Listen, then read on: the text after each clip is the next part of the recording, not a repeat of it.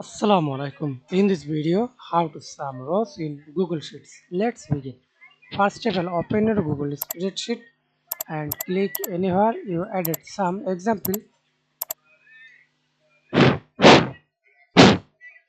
into sum bracket. See this A on into C column C on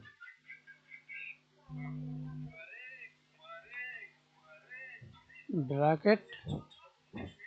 Press enter. Autofill. Suggest autofill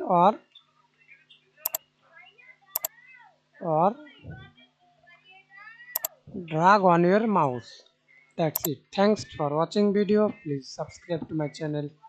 Like, comment, share.